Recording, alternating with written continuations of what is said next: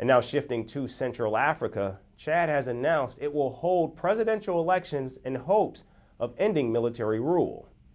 Polling dates have been confirmed by the nation's electoral agency, and 2 rounds of voting will be held between May and June. The results are scheduled to be announced in the first week of July, which will effectively end the military junta's rule in Chad. Chad's army came into power following a coup in 2021. General Mahamat Idris Deby led the takeover of the country, and the general seized power after his father, President Idris Deby, was killed on the battlefield while fighting insurgents after ruling the country for 30 years. The Junior Deby has been ruling Chad for the last 3 years, but he had promised to transition the country back to civilian rule by October of 2024.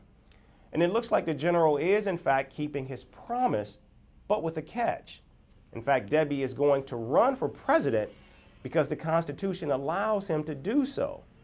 Now, this all happened in December when Chad voted in favor of changes to the Constitution that would allow military leaders to also run for president.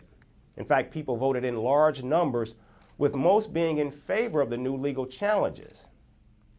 We came this morning to vote for peace and independence for our country. Thank God, all we wish for is peace and nothing else.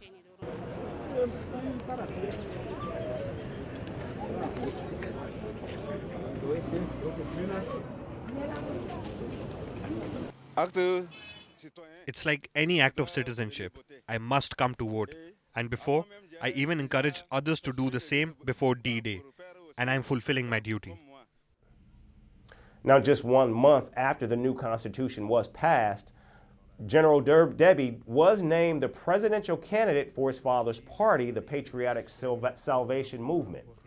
Critics say this will only help the military general cement his power as the leader of Chad, and that it will not be any different from the current scenario where Deby is already the leader. Now, despite the criticism, Chad wants to move ahead with democratic elections, and the electoral body has put out a statement urging for a transition to civilian rule.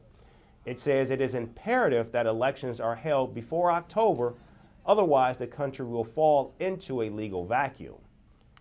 The Election Commission will publish the list of presidential candidates next month, and campaigning will be allowed once the list of candidates is actually released. And it looks like this will be the return of democratic practices.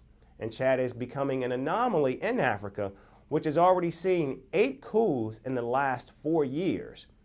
And this is a story, of course, that we'll be following very closely, so continue to watch this space. From impeachments to inaugurations, if it's a political story, we are on the scene.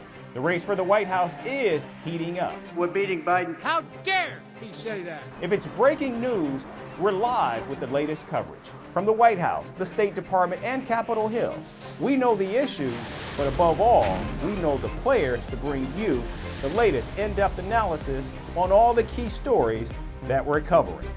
I'm Eric Ham. Join me from Washington here on Firstpost America.